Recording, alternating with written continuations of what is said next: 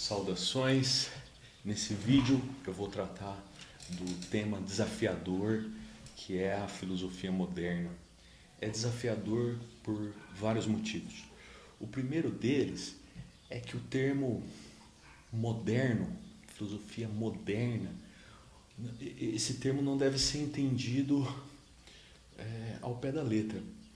Se a gente entende como moderno algo inovador, algo inédito, nós vamos observar, curiosamente, que na filosofia moderna muitos filósofos não estão propondo questões e conceitos inovadores, inéditos. Na verdade, eles estão retomando propostas anteriores e não por acaso o início da filosofia moderna também é referido como Renascimento. A gente sabe que esse período, historicamente, vem depois da Idade Média. Um período que supostamente os filósofos não tinham liberdade de elaborar teorias filosóficas dissociadas do cristianismo. Mas há exceções. Em todos os períodos nós temos exceções de uma ideia muito genérica, né? Eu vou mencionar, por exemplo, um autor da Idade Média que ele é moderno, que é o Guilherme de Ockham. Vamos ver a definição que ele dá de ciência, isso no século XIV. A ciência natural trata das intenções da alma comuns e tais coisas e que precisamente as representam. É isso que proclamam a filosofia ao dizer que a ciência não se ocupa com as coisas singulares, mas só com as universais, que representam os próprios singulares. Entretanto, na linguagem metafórica e imprópria, disse que a ciência natural trata das coisas corruptíveis e móveis, porque se refere a termos que representam tais coisas. Vocês me desculpem pela a leitura que ficou um pouco truncada, mas o que eu queria demonstrar com essa passagem é que no século XIV nós já tínhamos reflexões sobre temas que fogem também àquela ideia muito genérica sobre filosofia na Idade Média, sempre associado com a influência da igreja. E além disso, eu quis demonstrar com essa passagem do Guilherme de Ockham que a filosofia e a ciência nesse período anterior à filosofia moderna, que é o que nós vamos tratar aqui, a ideia de filosofia e ciência ela não era tão claramente estabelecida em vista de uma separação entre a filosofia e a ciência. Filosofia e ciência, nesse contexto do surgimento da filosofia moderna, então filosofia e ciência estavam muito relacionadas, né? E não por acaso nós temos um dos principais representantes da filosofia moderna, o Galileu. O Galileu que hoje nós diríamos que é um astrônomo, mas como não estava clara essa distinção, como eu estava dizendo, no período da filosofia moderna, a gente poderia chamá-lo de filósofo. E olha o que ele diz, o Galileu. E o Galileu já é um autor do século XVI e XVII. A filosofia encontra-se escrita nesse grande livro que continuamente se abre sobre os nossos olhos e não podemos conhecê-lo antes de entender a língua e os caracteres com os quais está escrito. Ele está escrito em língua matemática. Os caracteres são os triângulos, circunferências e outras figuras geométricas, sem os quais é impossível entender algo e vagamos perdidos em um labirinto. Essa passagem do Galileu eu acho que é importantíssima para entender a essência da filosofia moderna, que, como eu disse, não é tão inovadora assim, mas observamos em muitos autores importantes desse período, incluindo o Galileu, mas não apenas ele, eu poderia mencionar também Descartes, poderia mencionar o Leibniz, são autores que dão uma atenção especial à matemática. E não num sentido metafísico, não uma matemática pitagórica, abstrata, dissociada da realidade. Não, uma matemática que ajuda a entender a realidade. E mencionando um outro autor do período da filosofia moderna, é o Jean-Baptiste Vico. Deixa eu só confirmar se é esse mesmo o nome dele. Só um momentinho.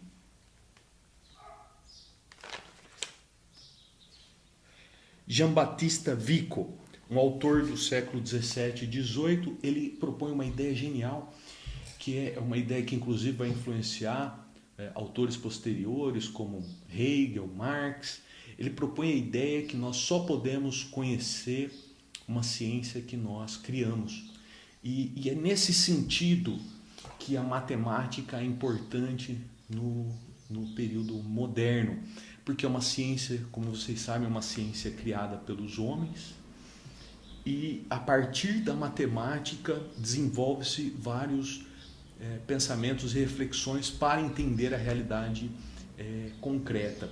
Então não é uma matemática abstrata, mas é uma matemática que leva em consideração os princípios lógicos. E foi assim, por exemplo, que o Descartes propõe o método dele. Como vocês sabem, né, o Descartes é um importantíssimo autor da filosofia moderna, muitas vezes referido como o grande nome da filosofia moderna. Descartes, que é um autor do século XVII, e o método dele, inspirado na matemática, diz o seguinte: são 4 regras, né? A primeira consiste em nunca aceitar coisa alguma, salvo ideias claras e distintas. Em segundo lugar, devemos dividir cada problema em tantas partes quantas sejam necessárias para resolvê-lo. Em terceiro, os pensamentos devem seguir uma ordem, do mais simples para o mais complexo, e onde não exista ordem, devemos estabelecer uma. A quarta regra afirma que devemos sempre verificar tudo cuidadosamente para nos assegurar de que nada foi negligenciado. Em poucas palavras, eu diria que uma característica fundamental da filosofia moderna é essa influência da matemática, como eu disse, não uma matemática metafísica, mas uma matemática que, como nós conhecemos os princípios, são com esses princípios que nós vamos observar a realidade e nos afastar da metafísica clássica. É uma outra característica da filosofia moderna, é o distanciamento de uma metafísica clássica. E para quem não entende o que isso quer dizer, a metafísica clássica estabelece uma análise qualitativa da realidade e não uma análise lógica, empírica. Um autor que cria muitos princípios metafísicos que são utilizados no período clássico, que são utilizados no período medieval, um autor que cria esses princípios é Aristóteles, dizendo, por exemplo, que os 4 elementos da natureza, a terra, a água, o ar e o fogo, eles têm lugares naturais para serem encontrados, né? Lugar natural, como assim, né? É uma análise qualitativa e não quantitativa, como vai ser característica na filosofia moderna. É Aristóteles que propõe, por exemplo, que os astros eles são constituídos de uma substância que não tem aqui na nossa realidade, que é o éter. E como ele chega a essa conclusão? Analisando o formato dos corpos celestes, que são circulares, e que para Aristóteles, usando esses princípios metafísicos, ele defende que é a forma geométrica perfeita, em que todos os lados têm a mesma distância do centro. Esse tipo de coisa vai ser abandonado, assim, em grande tendência vai ser abandonado pelos filósofos chamados filósofos modernos, que vêm depois do período medieval. Uma outra ideia que se tem sobre a filosofia moderna e que vale a pena a gente refletir para ver se ela realmente faz sentido, é que propõe, eu já vi professores, já vi autores defendendo que na filosofia moderna é desenvolvida uma filosofia política diferente da filosofia política clássica, né? E a filosofia política clássica, como vocês sabem, são baseadas nos pensamentos do Platão e do Aristóteles, e que, para a gente fazer uma análise política com esses autores clássicos, nós devemos nos inspirar em valores éticos, ideais. A política estaria então baseada não no que ela é, mas no que ela deveria ser. E supostamente as pessoas que acreditam que a filosofia política do período moderno, o que tem de diferente é a proposta do Maquiavel, que propõe uma análise mais realista da realidade. E supostamente esse pensamento do Maquiavel seria inovador. Mas pesquisando um pouco mais, a gente encontra, por exemplo, o pensamento de Júlio César, o imperador mesmo, o imperador romano do século I a.C., e nós encontramos lá no século I a.C., ou seja, 15 séculos distantes de Maquiavel, nós encontramos um pensamento também muito realista de Júlio César. E eu vou ler aqui um texto do Montaigne, que é do século XVI, comentando o Júlio César do século I a.C. E segundo o Montaigne, o Júlio César defendia que o talento essencial de um chefe consistia em tirar partido com eficiência das oportunidades. O pensamento de Júlio César é um pensamento muito parecido com o pensamento de Maquiavel, e isso no século I a.C. Eu vou ler algumas passagens aqui do próprio Júlio César que confirmam isso. Diz Júlio César: os homens se preocupam mais com o que não pode ver com o que pode ver. Todos os maus precedentes começam com medidas perfeitamente justificáveis. E continuando ainda, Júlio César: é mais fácil encontrar homens que se voluntariam para morrer do que encontrar aqueles que estão dispostos a suportar a dor com paciência. Valeria desenvolver mais aqui as ideias do Júlio César, mas em linhas gerais eu posso dizer que o pensamento de Maquiavel não é tão inovador assim.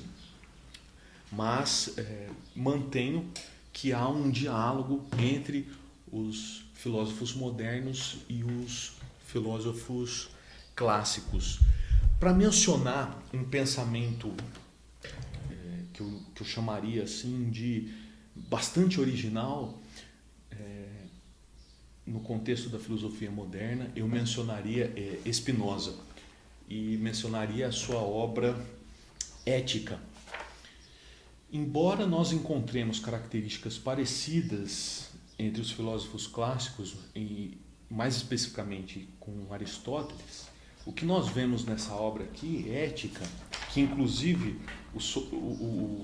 o subtítulo dela é Demonstrada a Maneira dos Geômetras, colocando em prática essa característica que eu estou dizendo para vocês da filosofia moderna, que é fazer um uso profundo da matemática.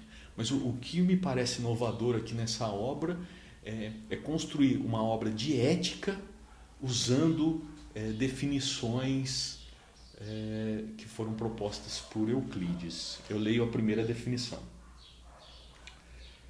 Por causa de si, entendo aquilo cuja essência envolve a existência, ou, por outras palavras, aquilo cuja natureza não pode ser concebida senão como existente.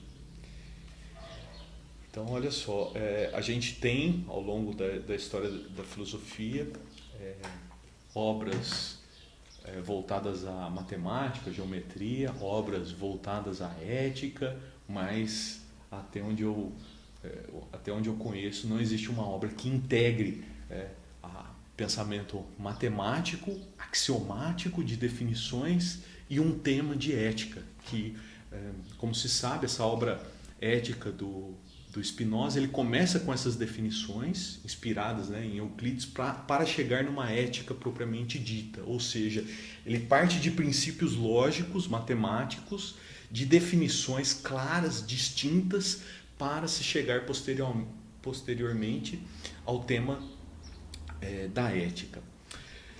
Bom, o tema da filosofia moderna ele é bastante extenso, mas com esse vídeo eu quis dar uma dica para o estudante que quer sair de uma visão muito superficial do período da filosofia moderna, e como eu mostrei para vocês com exemplos, usando aqui os autores, lendo passagem dos autores, é assim que nós conseguimos ter uma visão menos superficial de algum período da filosofia ou de algum autor da filosofia, não usando somente os resumos que estão disponíveis na internet, não usando somente a Wikipedia, não usando somente sínteses, mas indo às próprias fontes. Esses textos estão disponíveis. E quando a gente estuda um período, estuda um autor usando o texto-fonte, a fonte primária, como é chamada, a gente sai de uma visão muito genérica de um tema, de um autor, e a gente assim, pode problematizar a questão, o período, e aí sim a gente vai estar fazendo filosofia. Porque entender a filosofia moderna com expressões vagas, né? Falando, a filosofia moderna é caracterizada por ser uma filosofia que volta-se ao método. Bom, tudo bem, em Aristóteles nós temos preocupações com o método, ele é um autor clássico. Em Platão nós temos preocupação com o método, ele é um autor clássico. Em Parmênides nós temos preocupação com o método, né, de separar o ser e o não ser. Então, para a gente sair de uma visão muito genérica de algum tema, a gente tem que ir até as fontes. Bom, então é isso. Eu acredito que alguns desses temas eles precisam ser explorados em outros vídeos. Num primeiro momento eu vou fazer somente esse vídeo e conforme a necessidade, conforme a demanda, eu posso fazer outros vídeos para esmiuçar questões tratadas aqui sobre a filosofia moderna, que, como eu disse, é um tema desafiador, muito complexo, muito amplo, mas conforme o retorno de vocês eu posso pensar em fazer outros vídeos, tá certo? Muito obrigado e até a próxima.